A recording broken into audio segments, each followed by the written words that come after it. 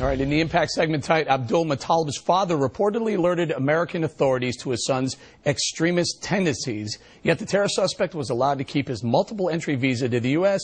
and was not put on a no-fly list. The question, is the Obama administration ignoring warning signs and putting us at risk? A new Rasmussen poll shows 79% of Americans think it's likely there'll be another terrorist attack here in the next year. That's up 30 points since August. Joining us now from Washington, Fox News contributor and syndicated columnist Charles Krauthammer. Charles, you've been all over this lately. You know, fighting terror, the war on terror is a culture.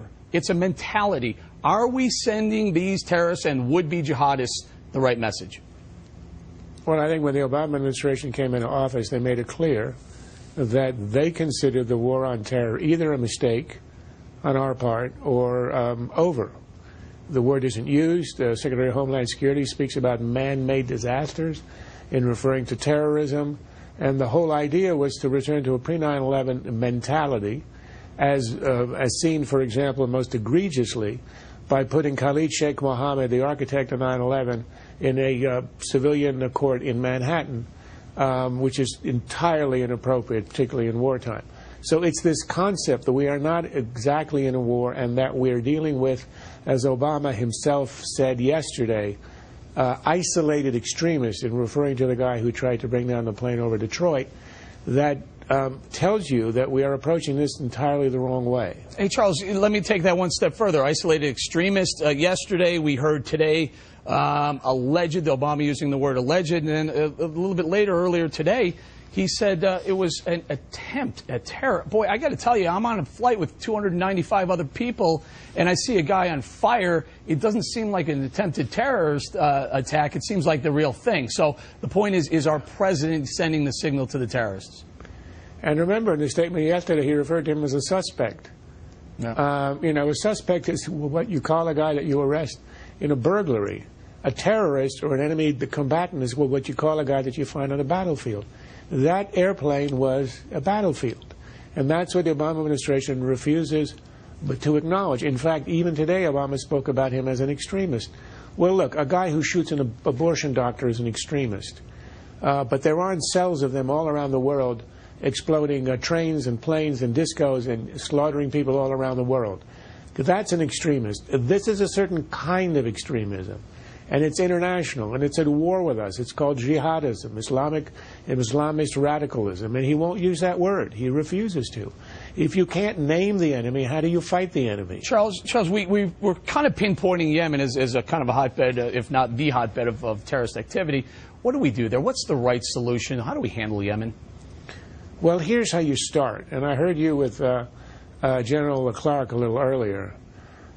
You start by not emptying Guantanamo. There are about 50 to 80 Yemenis in Guantanamo, and Obama is hell-bent on emptying Guantanamo, and he's trying to arrange for the Yemenis to return to their home country. Well, we know exactly what's going to happen.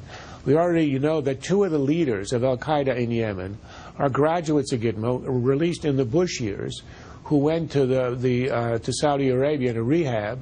Graduates of that rehab, and obviously successful, who end up now being the masterminds in a lot of attacks against us and our allies in the region. So, number one, you end this obsession with emptying our jails.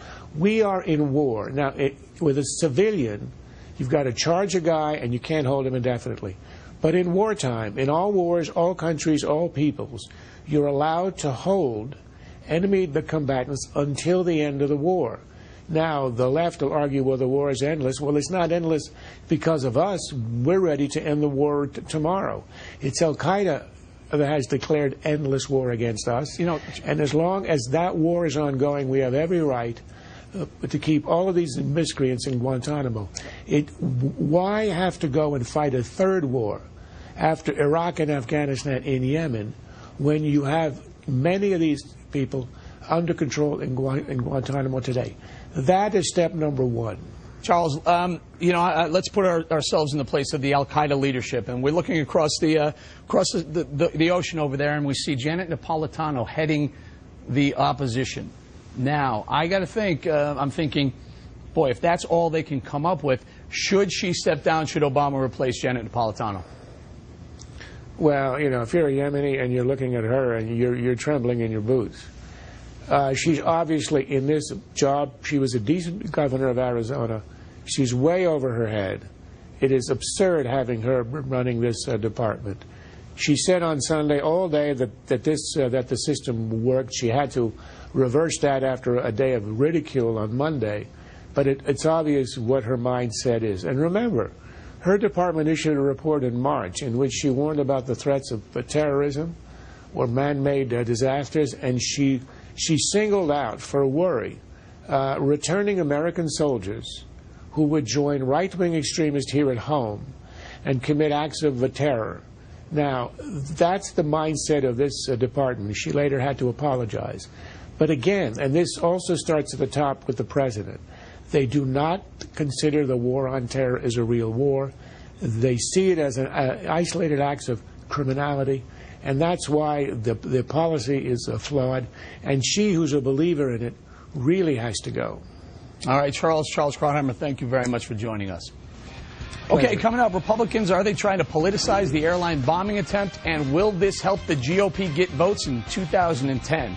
And later, should airport security pay extra attention to Muslims who fit the terror profile? We'll debate it.